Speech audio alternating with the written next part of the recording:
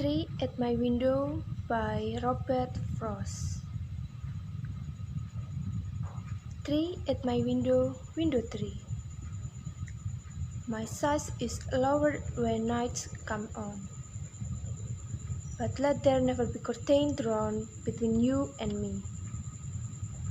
Fate's dream had lifted out of the ground, and think next most diffuse the cloud. Not all your light tongues talking aloud could be profound. But tree, I have seen you taken and tossed. And if you have seen me when I slept, you have seen me when I was taken and swept, and all but lost.